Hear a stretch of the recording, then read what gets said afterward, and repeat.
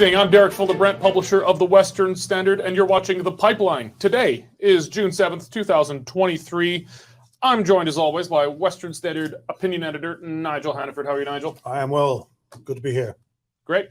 Also got our other usual co-host, Cory, Western Standard Alberta columnist, Cory Morgan. How are you, Cory? Very good, thanks. Like the purple tie. All right, today we're going to be talking about the coming cabinet from Alberta Premier Danielle Smith on Friday. A new cabinet for Alberta will be unveiled and sworn in. We've got lots of speculation about who's in, who's out, and what that cabinet's going to look like and what it's really going to be charged with doing. We're going to talk about a memo obtained by Blacklock's reporter and published in the Western Standard from the federal government, the Privy Council office, which is essentially more or less a wing of the Prime Minister's office in Ottawa, kind of laying out some, in pretty stark language, the federal government's so-called communication strategy around adverse effects for vaccines. Obviously, all vaccines have adverse effects, and the COVID vaccine was no exception, but the communications, or spin, if you will, or propaganda, if you're being less charitable, around this is quite jarring, and we've got the memo itself, and we're going to get into that. David Johnston continues his march from esteemed Canadian noble statesman to Liberal Party puppet.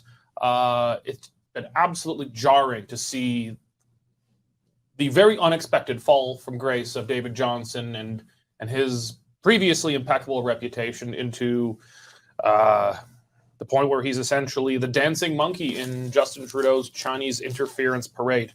And if we have time, we're going to talk about a revelation first reported in the Western Standard coming from Alberta Conservative MP Michelle Rempel-Garner, who has obtained evidence that there were more sexual assaults in the COVID hostage hotels established by the federal government. Before we get into all that, though, I want to thank my favorite sponsor, the Canadian Shooting Sports Association.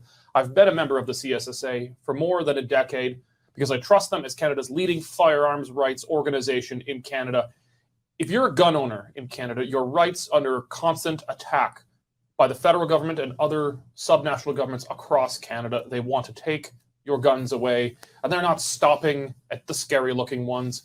They're coming for all of them. They've made that absolutely clear. They're just taking one bite of the pie at a time.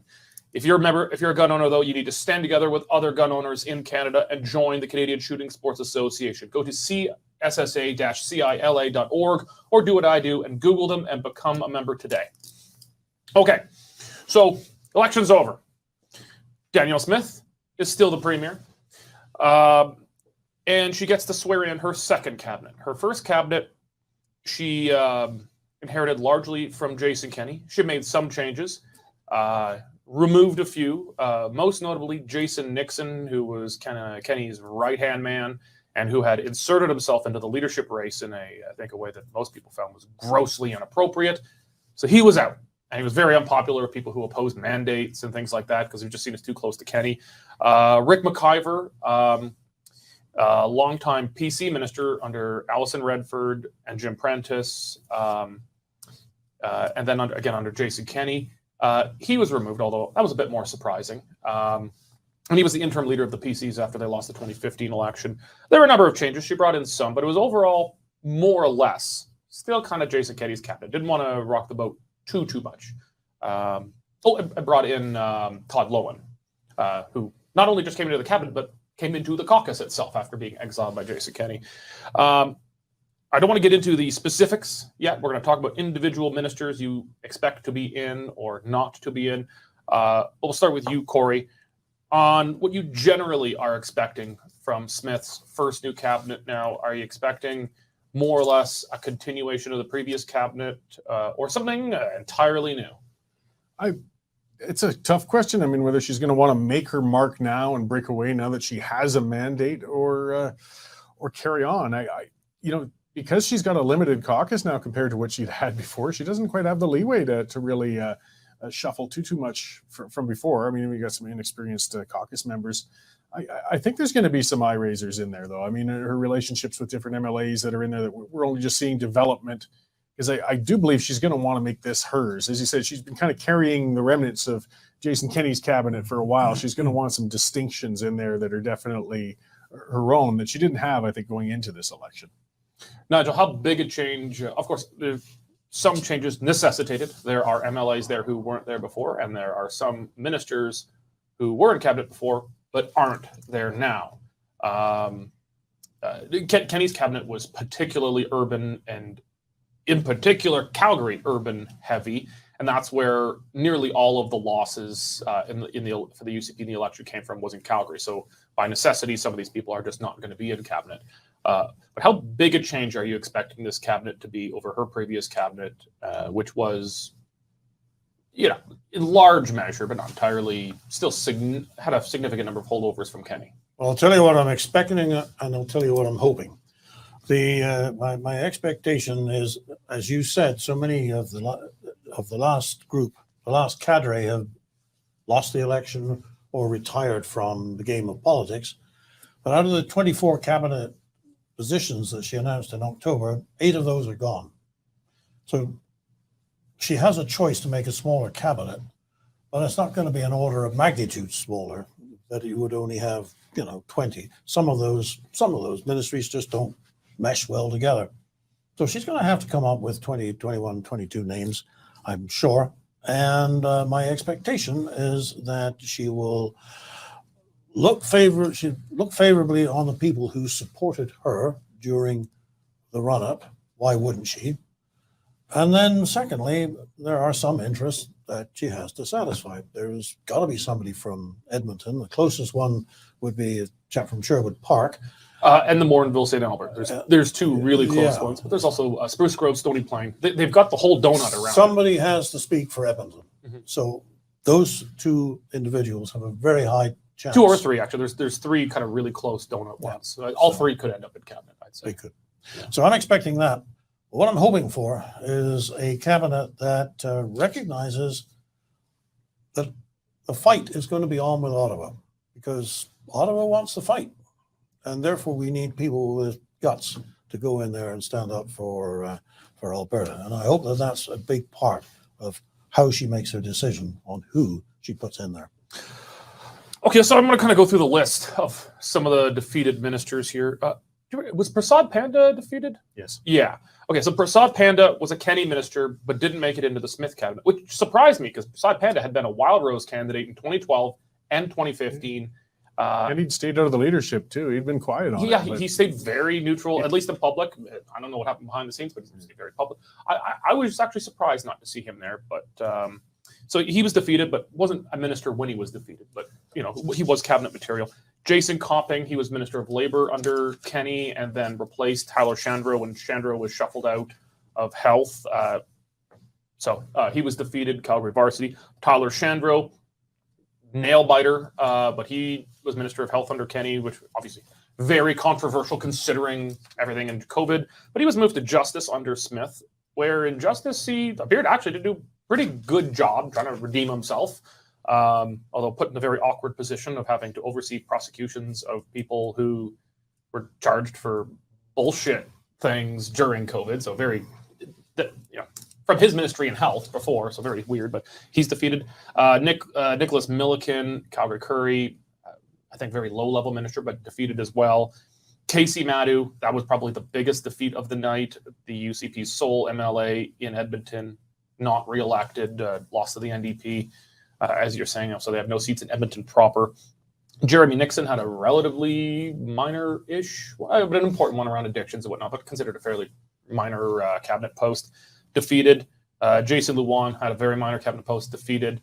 And then, as I said, Prasad Panda, cabinet material-ish, but also defeated. I think we're going to see a smaller cabinet. Smith actually, I believe, had the largest cabinet in Alberta history. Canadians in general, we have generally considered the biggest cabinets on the planet, in the provinces and federally. Like the United States government gets by with a cabinet that's something like 1/3 the size of Canada's. And the United States government's a pretty big beast. Some of that is, I think, Westminster parliaments. The American cabinet is actually fixed by legislation. If you want to add cabinet posts, you got to go to Congress and create a department. Whereas, Canada, Britain, that kind of thing. The prime minister, the premier just snaps his finger, and you have created a ministry. And so that gets inflation ministry, because you want to make someone happy, you make them a minister. They get a pay bump, they get to sit on the front bench, they get bigger office, all sorts of stuff, and you can make geographic regions happier, demographic, religious, racial, whatever it is.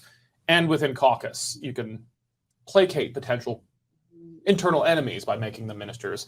And Smith had a lot of enemies when she became leader, so it was no surprise she had a very, very big cabinet. I think it's going to be smaller. Probably not going to.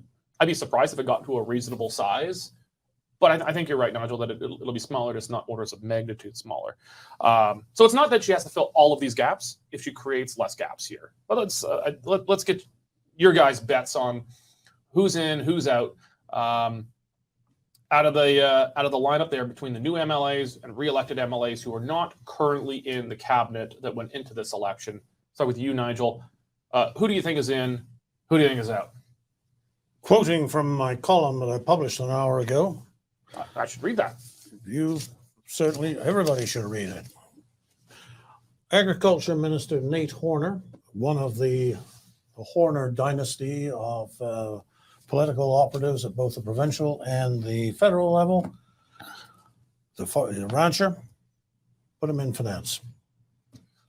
I was certain. Was it Doug Horner? Was he his uncle, or how are they related? Because it's part of the Horner dynasty. Yeah, they're tied together. I can't remember what they're related. I'm just not I know sure. they're related. Yeah, but Doug Horner was actually finance minister under Redford, and he was a disaster. Probably the second worst finance minister in Alberta after Joe Ceci. But it's not congenital. No, well, they're different men, and they get to stand on their own. And I know a lot of his caucus colleagues speak very highly of Nate Horner. Yeah. But yeah, I know I think he's one of the names that I've been bandied about. If he doesn't get health, he's going to get something high profile. Brian Jean, go to Justice. He's one of only 3 lawyers, and generally Justice goes with the Solicitor General. Yeah. And Solicitor General doesn't legally have to be a lawyer. I was going to say it's not an absolute necessity. It should be a lawyer. It's generally a bad idea, I think, to mix sometimes your profession with the ministry. Former doctors tend to make really bad health ministers. Former generals and admirals sometimes make bad defense ministers. But when it comes to justice, you really need to be a lawyer. And that used to historically not be a problem, because 2/3 of the politicians used to be lawyers. That's not the case anymore. Mm-hmm. No, But yeah, he's one of 3 lawyers, so I think there's a good chance he goes to justice.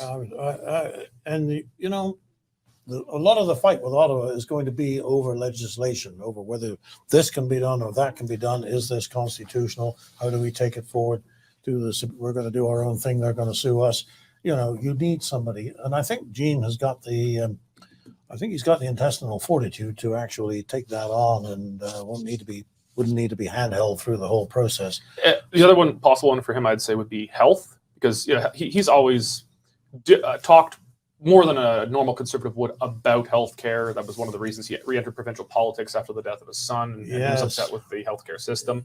Yeah. That being said, if you want to make sure someone is not able to ever challenge you for the leadership of your party, you make them health minister, because no health minister ever does well, because health is a disaster in Canada, and it always will be a disaster in Canada. So you want to kill someone on your side, you put them in health. Yeah, that and social services. Yeah. Well, I don't want to kill Brian Jean that bad, so I'm putting him in justice.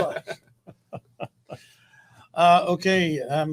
The other big fight that she's got on her hand, if she chooses to accept it, is to sort out education. Right now, the ATA basically runs education. The Alberta Teachers Association runs education in Alberta. It's got so much so that they even endorse their own candidates for local school boards, where they think is. So it's a peculiar situation where you have the teachers getting on the school board so they can adjudicate how education is done. The AT is behind all that. They were a huge third-party player in the election. You saw the ads, Stand for Education. And my fear is that if this government doesn't get a handle on education and stop allowing the education blob to turn out social justice warriors every year through graduation. So is this a roundabout saying you think there's a particular person going to education? Yeah, I would I am saying that Adriana Legrand should leave education and take on health, and that Demetrius Nicolaides, who did so well in advanced education, should take on the big thing, the education K-12 system. Interesting. Well, it's a tough call for him, but I think he could do it. Well, I don't know if Nigel stole your thunder or not, but I don't know what your list is. Who do you think is in? Who do you think is out? You know, my list is a similar number of people that are clearly going to be cabinet material. And I should also say, and people who also might stay out. Yeah, and where they might go was a little different. Yes, actually a name, though, that didn't come up. Well, you get 1 point if you get them in, and you get 3 points if you name the ministry. I'm thinking I'm going to go on an odd one, is Rick McIver for finance. Okay. If you want to see somebody who's not afraid of actually pursuing a bit of austerity, he was known as Dr. No in municipal politics. He also is good for quelling the PC wing of the party. I mean, she's got a lot of unity issues still to work on right now. I think McIver back into the cabinet fold and in a senior position could do that. I think that is one thing I'm willing to say with an almost certainty is McIver's going back into cabinet. Yeah, and it's a matter of where. Likewise with Jean and Sonny and Rebecca Schulz is saying, I mean, again, they were leadership contenders who stayed on. They've been civil. They're going to get cabinet spots. I mean, Sonny might go into an associate minister position or something like that. But I think Schulz, she's got a lot of gumption. And I know Nigel's column. Schulz is, I think, going to get a pretty senior post. I think is she one of the other lawyers? One of the 3 lawyers? Is she a lawyer? I'm not aware of that. I'm not sure. Yeah. I'm not sure. I don't know. The other one is Red Deer South. Stefan? Jason Stefan. Jason Stefan. He's currently on the backbenches, but he supported her in the leadership, and he's one of only 3 lawyers, which puts him on a short list. I don't know if Stefan would go into justice or not. I don't know about justice. It'd be a bit of a leap, but he might go into cabinet. Going oddly with a new name, like getting around that donut in Stony Plain, Cyril Turton has kind of quietly put his time in as a backbencher, but he's been solid actually. You know, he's a reasonable guy. He's personable and bright. And I like his name. It's a cowboy name. Yeah. I don't know if you'd see him again in one of those top roles of finance or health or something, but I suspect we could see him in there in something. Well, he's in the Edmonton Donut. Exactly. Which is another good short list. She needs some strength in there and municipal affairs perhaps or something like that, transportation. We might see Turton put into something like that. Anyone big or prominent that you expect not to see in? Any snubbings? Well, I mean, I don't think we're going to see Jason Nixon in, even though he got his seat. Surprise! A Conservative won Rimbey Rocky Mountain House Sundry. Yeah, his cabinet time is done. I don't see any relationships so soured, perhaps aside from that, where it was just still so tightly tied to the Kenney government that she would completely eliminate necessarily them from cabinet. I mean, none there standing out to me anyway. Nigel, I think the Jason Nixon's one of the big question marks over this. I think he's generally considered competent for cabinet, but managed to make a lot of internal enemies over the years. He's a very elbows up political player and seen as the enforcer. He was the tie domi of Jason Kenney and very much tied to kind of particularly the even though he wasn't health minister, he was an instrumental guy during the Kenney government and kind of got the stink of mandates and lockdowns on him, even though it's not his ministry. He'd be a controversial move, I think, to bring back. Well, he would. But he's competent. Do you think we're going to see him back in? No, but I will give you the thinking that would make it possible for you to get past those old animosities. There is an expression that you keep your friends close and your enemies closer. All right, he has not been an enthusiastic supporter of Danielle Smith. Left out there in the outer part of the solar system, who knows what mischief he might get up to. So bring him in. You said he was an enforcer. That's certainly the impression that we've had from the news clippings. You're going to need an enforcer when you're dealing with Ottawa. Maybe there is a place for that man's voice at that table when they're plotting how to deal with Mr. Trudeau. So that would be the rationale that you would use if you were making the case for bringing back Mr. Nixon into cabinet. That said, I can't see it happening. But I would. You certainly need that kind of ballsiness for the next couple of years. So there's one cabinet post I want to talk about, and it's a weird cabinet post. It's one that premiers often take for themselves. It's one Kenny took for himself. That's intergovernmental affairs. On almost every province, that's a boring ass job. It's more or less the scheduler for meetings with other premiers and between ministries. It's generally a bullshit job. Mm-hmm. But it has the potential to be a very important job in Alberta. Although I think you probably want to change the name of it. It's essentially the Minister for Fighting Ottawa. I don't know. Time for our own Ministry of Defence. Minister of Ottawa. Now Defense. we're talking. Yeah. I don't know if you come up with a sexier name for it. It's the Alberta Sovereignty Ministry or whatever it is. But, Smith, normally it's called intergovernmental affairs, and it goes to someone, and it's a consolation prize. It's a hyper junior post. Or it gets carried by the premier, and it's like Kenny used it as a symbolic thing that I'm going to fight Ottawa. Do you think we see this be broken out as its own ministry again and beefed up into a more prominent senior position? Or do you think it gets kind of carried along as a little addendum? The symbolism of Danielle Smith taking that particular post would be significant. Well, Kenny did it, though, and it didn't really say much after the initial announcement. Well, that's because it was Jason Kenney who made the decisions that he made. But I'm not sure it actually says that much, because there's kind of two sides. There's two ways you could look at it fairly. One is it's so important that the premier carries it. The other is it's so unimportant that the premier can also carry it and didn't actually assign anyone to focus on it as their full-time job. And I think both of those are probably fair ways to look at it, Corey. Well, if we were looking at I'm sorry, Corey, go ahead. No, that's okay. I was just going to say, if we were making the argument in New Brunswick, yeah, maybe you could say that. But Alberta and Ottawa, the lines are already drawn. Yeah. So we know it's not an insignificant thing. Well, I know that, but Kenny took it, and it was, he would issue some terse news releases and huff and puff at a podium once in a while, but there was no one focused on it full time. So actually, maybe I'll kind of just rephrase the question for you, Corey. Does it say more about its importance if the premier takes it personally, or does it say more if the premier says, I'm putting someone in charge of this and it's their job full time to, man the ramparts against Ottawa? No, I still think it's more important if the premier takes it themselves and they can go head to head. I mean, not just the optics of I'm going to take on Trudeau and whomever that might be, and it'll look better for the premier down the road too. I mean, that always polls well with those types of battles. If she does something, the problem was Kenny took it and didn't do anything with it. Yeah.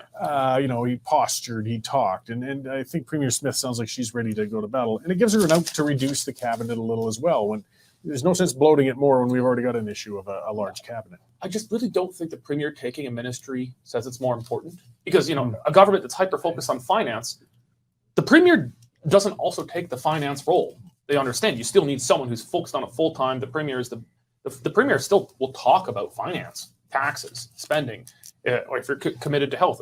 Smith did a lot on health, or at least focused a lot on health between her election as UCP leader and election generally. She didn't take the health ministry. She talked about it a ton. So I don't know. Being intergovernmental affairs, I don't think means she talks more or less about it. I think it actually says more if it's a standalone. So it's someone's job to focus on it all day, every day, and she could talk about it as much or as little she likes, one way or another. Potentially, but I mean, again, it's just almost a duplication. I mean, if there's one minister there, they might steal her thunder a little if it comes to battles with Ottawa. I mean, she doesn't have to make an announcement that I'm taking this ministry. It's just a matter of I'm not recreating it. I think it should be called the State Department. Next to the defense. Actually, we're going. I won't get too into it because we're going to waste all our time, but I think we should just totally reorganize cabinet. We should have a Ministry of the Interior. And you can consolidate a ton of current bullshit ministries into the Ministry of the Interior. And then you have a State Department, everything that's looking out. You may be right, Derek. One thing is for sure, we're looking at a very special time in Alberta's relationships with Ottawa. It hasn't always been this adversarial, but now it is. So that's what's going to define, first of all, the next few years, and secondly, how she composes her cabinet. Yeah. Okay. Well, speaking of Ottawa, let's go to Ottawa for a little bit here. There's a part of me that feels bad for David Johnston right now. it's not elder abuse the way the Democrats are using Joe Biden. I feel like that's just like, come on, let great grandpa retire. He's senile. You're abusing him by putting him up there.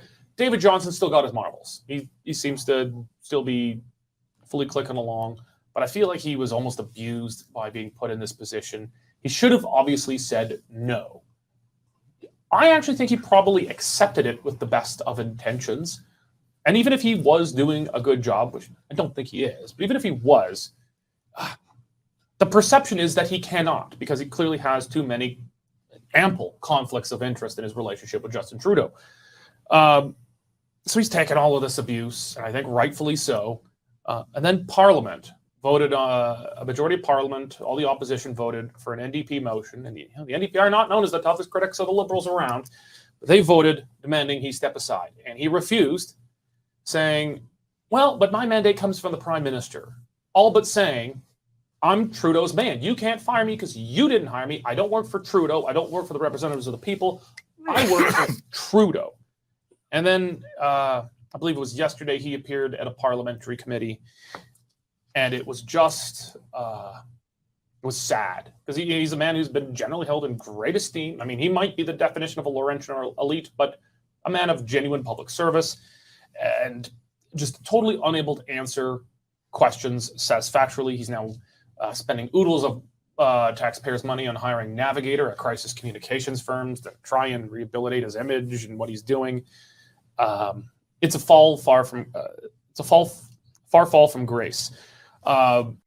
Nigel, is there any way at all for Johnson to salvage his reputation at this point? Not for most Canadians. Like you, I started off feeling sorry for him, wishing that he hadn't taken it on, understanding that he probably did it with the best of intentions as a national service, a former Governor General, who would come in and with his reputation, look at everything and then issue an authoritative report. But the more this has gone on, the more I am less sorry, because I'm thinking, what part of conflict of interest is it that you don't understand the appearances? He can be, and probably is, entirely honest and dispassionate in his considerations. I am prepared, I have no reason to think otherwise. But look at the people that he has now gathered around him. Let me just give you some chapter and verse here. There was a particular individual, Sheila R. Block, a lawyer who acts as general counsel for Johnson's office while he's been investigating China. Turns out she's a major Liberal donor, as recently as this fall. Retired Supreme Court Justice Frank Yakubuchi, who was Yabuchi, probably. That one kills me too. Don't spend much time with Italians, sadly. Anyway, Johnson hired him to clear him of having a conflict of interest. Well, Johnston was on the Trudeau Foundation. The Italian Yakubuchi was on the Trudeau Foundation. And they've been buddies since university. And he works at the same firm as Sheila R. Block. He literally has a conflict of interest with the guy he hired to determine if he has a conflict of interest. Yeah. It's madness. And there's one more here, Morris Rosenberg, who wrote the report for the government saying there was no foreign interference. Well, bless my soul, he is a former president and CEO of the Trudeau Foundation. Now, you would not actually, by the way, just to give credit where his credit is due, I'm relying on two sources here. One is Blacklock's, they're just amazing, and also the Toronto Sun, who I think they probably relied on Blacklock's as well. But I mean, what we have here is a little group of people. They all swim in the same swimming pool, never mind whether they ski at the same resorts. They all drink the same bath water, and bless my soul, if they don't all think that certain things are self-evidently natural and obvious, when in actual fact to everybody on the outside, they are not. That is the problem that Mr. Johnson has put himself into. He is just has such infinite trust in this little group of Laurentian elites. You can't imagine that anybody else would have a problem with it, when in fact, a lot of people do. Cory, I'm going to ask you an impossible question. Just do your absolute best. If there was no way for David Johnston to step down, if it was illegal on pain of death, he must continue to do the job. What do you think he could do to salvage his reputation and any belief by any reasonable person in Canada that the exercise he's conducting is actually going to be fair, thorough, and proper? Well, he would have to come up with an exercise that appears thorough and proper, and he hasn't even done that. I mean, if he'd come forward with a well-prepared, inexperienced statesman, and his performance under questioning has been appalling. Oh. He doesn't know the answers to questions. He's admitting that he didn't thoroughly investigate things. He didn't even make a phone call to Han Dong before clearing him. And again, those are allegations. Who knows if it's true? But he didn't even talk to the guy. No, and so, I mean, he could have, if he'd put out a detailed report that looked like, document your inquiries, your conclusions, then people could say, okay, the guy gave it a very serious investigation and he came to the conclusions. Might not agree with the conclusions, but it was a genuine effort. But we're not seeing evidence that he even did that. So yeah, if he's stuck in it for life, I'd say, okay, you know what? People aren't satisfied with my conclusions. Give me another 4 weeks to put this together. Try to get some other people to help him with it then, and have a good, solid report to give out. Because that looked like something a high schooler would have put out as an assignment, not a man of his stature. It looks like he Googled everything. And the other thing that he needs doesn't have, and this is what he would ask for if he was put in the position that you're addressing from Derek's question. The reporter does not have the power to subpoena anybody. So he's never going to be able to talk to the people who really know what's going on and get them to fess up. All we got was, we don't need an inquiry, and I can't tell you why. Take my word for it. I'm sorry. No one's word is that good enough. Okay, we're going to stick in Ottawa for a little bit here. I don't want to go back to COVID. I got so sick of it. I know some of you probably want to talk about it forever. You were sick of COVID? I never got sick from COVID, but I'm sick of COVID. But I mean, there's still some accounts to settle here. And Blacklock's reporter, who we contract to do a lot of great investigative journalism, they found a doozy of a memo. So bear with me, folks. There's a bit here, but this is really interesting stuff. So this was a secret memo for the Privy Council office. The Privy Council office is essentially the bureaucratic wing of the Prime Minister's office. And it states that injuries and vaccines caused by the COVID-19 vaccine, I should say vaccines, there's quite a few different ones. Those injuries or deaths have the potential to quote, have the potential to shake public confidence. Adverse effects following immunization news reports and the government's response to them have the potential to shake public confidence in the COVID-19 vaccination rollout, said the memo titled Testing Behaviorally Informed Messaging in Response to Severe Adverse Events Following Immunization. That's a very bureaucratic title if I've ever heard one. So Blacklock's reporter got this through an access to information request approximately 5 months after the Department of Health granted its first license to the Pfizer-BioNTech vaccine. Here's a quote from the memo that really stood out. The current study proactively tested the impact of various messaging strategies delivered through different messengers in response to a hypothetical adverse effect following immunization. It goes on to say that they need to minimize the perception or impact of deaths or injuries, stating that there's a chance of it happening. The chance of happening to me is 1 in a million rather than it has happened 5 different times. Now, it's one of those cases where both will be factually correct. If you have 5 million people, or a million people, so 5 deaths, and it's a way. It's the same numbers. It's not lying, but it's spin. And I guess that's the discussion here. Was this governments message everything? They spin everything. I mean, that's just politics. That's just government. There is literally nothing that comes out of the government, no matter how benign, that is not spun, that is not messaged. But does this cross the line from kind of the usual government spin into propaganda? Nigel? Yes, it does. They knew that there were people who were going to be harmed by these vaccines. They knew that then. The vaccines at the time that this was all being done were not fully tested. They couldn't be. There was a big rush on it. And they knew there was something was going to go wrong. So they said, well, when it does, we still need to keep control of the situation. We want everybody to do as they're told and shut up. So what are we going to say?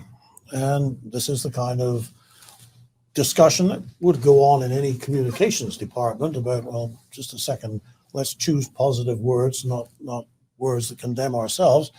But what's the proof of the pudding? I guess those people who doubted them in May 2021 can now look and see what the Public Health Agency has reported in Canada, namely that out of the nearly 100 million doses administered, there were 20,000 serious adverse effects, including more than 400 deaths.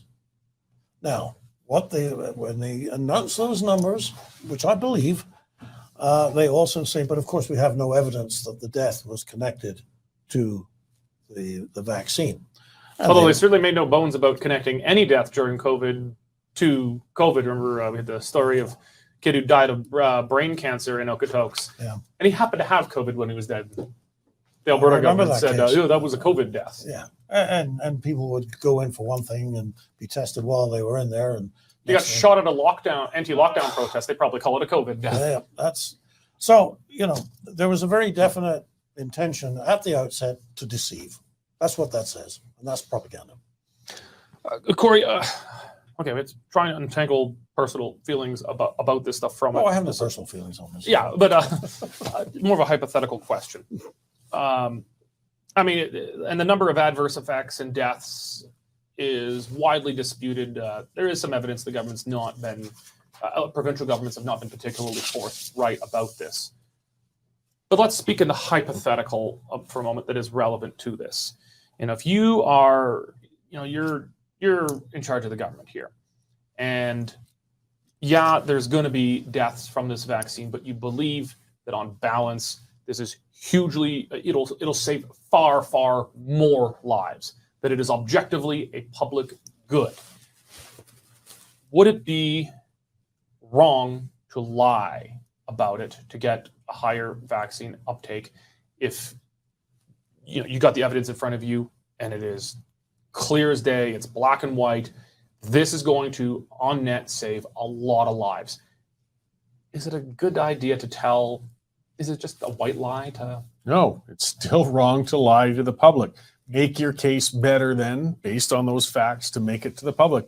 There's some people that they're never going to accept vaccinations as being safe or effective. There's still people clamoring about, the false story of vaccines causing autism from childhood vaccines years ago. Mm-hmm. You're not going to get through to them anyway. And we've seen they will lose their jobs. They will do anything to avoid being vaccinated. So there's no sense spinning to try and change your approach to them.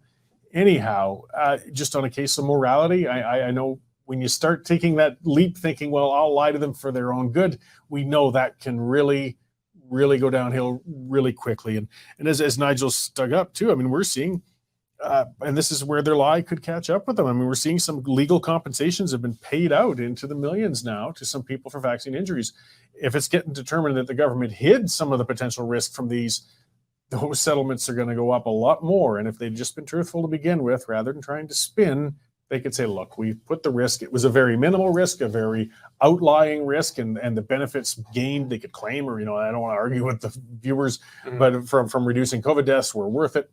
Fine. But now that it looks like there was deception, boy, this is far from a finished issue now. But it's a fine line. I mean, the memo did not recommend lying. No. it just recommends a very strong spin on things, a tilt on things. Yeah. And as I said, like, the difference between 1 in a million or, 5 people out of 5 million, that's not a lie. That's just, statistics, damn statistics and lies. Yeah. I mean, it is technically, it's factual. It's just a different way of looking at it. Is that wrong? Yeah. Why is that wrong? Just don't sugarcoat it. Just put it out with confidence and still say these are the numbers. And I can strongly recommend you do this. I mean, put your pressures on. I really think it would be responsible for people to do this and things like that. But if you're going to start, this is all the benefits and then quickly mumble, this is the risk. That's already hiding a risk. And I don't see it personally as a moral stance to take.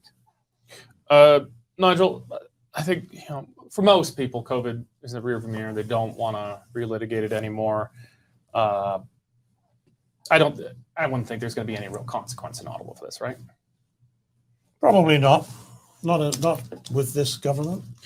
I think if there is a consequence, it's just long-term distrust. It's just long-term distrust that, it's unlikely in our lifetimes we'll see another thing like this again, but it could absolutely happen. And I think it's going to, this kind of thing reduces people's trust in vaccines in cases where it is a good vaccine and it's appropriate. Like, there's a lot of people who weren't anti-vax as a policy. They're generally pro-vaccine, but had questions about this. Hasn't been tested enough. Are the companies, these pharmaceutical companies being open enough? Our government's being open? And they were hesitant and got it, thinking, okay, I guess I'll try, I'll do it.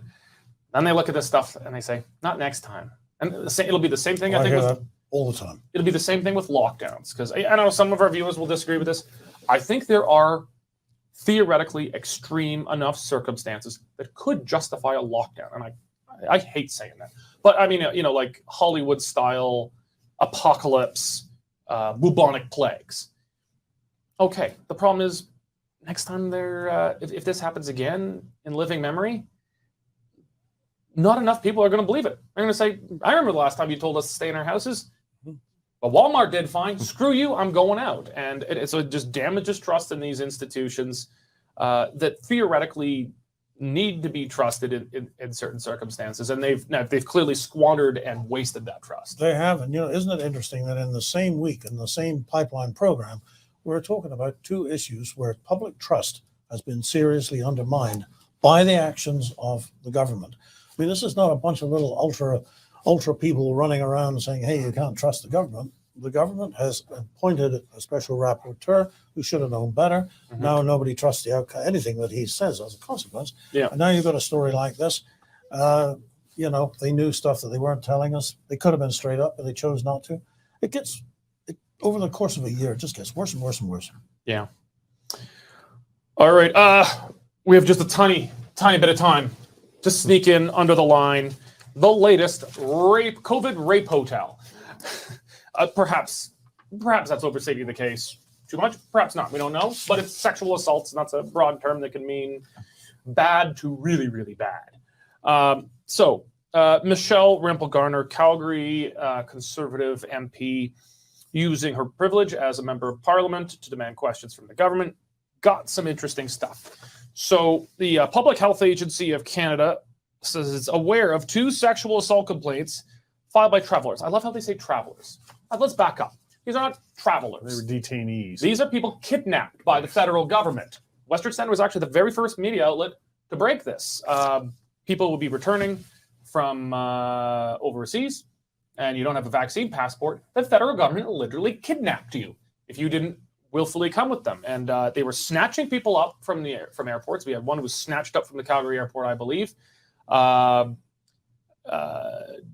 Whisked away in a vehicle, put in one of these COVID prison hotels, and they didn't even inform the family. The family's like, where the hell is it? Just whisked away, essentially kidnapped without violating the criminal code, just kidnapped. And so people are put in these so-called quarantine places. So I guess I couldn't even finish my quote because the federal government refers to them as travelers. No, they were prisoners. These were prisoners who have not been charged with any real crime. But they were aware of 2 sexual assault complaints filed by travelers. while abiding by the government's hotel quarantine measures since March 1st, 2020. So Garner says that this week, in response to an order paper question I filed, the government revealed that a second sexual assault against a traveler allegedly occurred at one of the government quarantine hotels nearly 3 months later. This is because the federal health minister, Patty Hanju, she told Parliament that she had taken actions to prevent further assaults. Nothing else is going to happen. Rape hotels are not a thing, but turned out there was another one. I guess we don't have the quarantine jails anymore, Corey. But I don't know. What does this say? Government said no more rapes. No. Yes, we got to be quick, but it's appalling. If the government's going to seize people, if they're going to detain people, that makes them fully responsible for the safety of the people they've snatched up, and they drop the ball and they put those people at risk and perhaps into harm. And it's got to be investigated, and it's just unconscionable.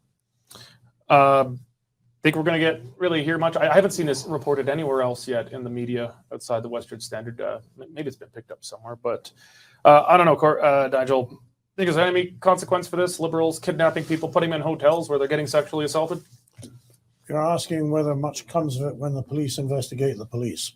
I doubt that there will be much consequence. The police investigating the police. It sounds a lot like a special rapporteur. Okay, well, we're going to wrap it up there. We're right at the wire. Nigel, Corey, thank you very much. And thank all of you for joining us today. If you're not yet a member of the Western Standard, go to westernstandard.news, click on membership. It's only $10 a month or $100 a year for unlimited access to all Western Standard content. Thank you very much for joining us on the pipeline today, and God bless. Here's an update on commodity prices in Lethbridge for today. Cash barley is unchanged at $4.12, feed wheat is steady at $4.12, and corn is down $2 at $4.04 per metric ton. In the milling wheat markets, July Minneapolis futures dropped 16 3/4 cents to 7.99 3/4, with local harder at spring bid for June movement at 10.50 per bushel. Looking at canola, nearby futures are up 50 cents at 6.7040 per ton, with delivered values for June movement at 15.42 per bushel. In the pulse markets, nearby red lentil prices are trading at 33 cents per pound, and yellow peas are holding at 11.25 per bushel. And in the cattle markets, August live cattle slipped 60 cents at 173.90 per hundredweight. For more information on pricing or picked up options, give me a call at 403-394-1711. I'm Matt Musicum at Marketplace Commodities, accurate real-time marketing information and pricing options. Canadian Shooting Sports Association. Without the CSSA, our gun rights would have been taken long ago. These guys are on the front lines helping to draft smart and intelligent firearms regulations and legislation in Canada, and more importantly, educating the public about how we keep guns out of the hands of the wrong people. To become a member, it's absolutely worth every penny. You can become a Western Standard member for just $10 a month or $99 a year for unlimited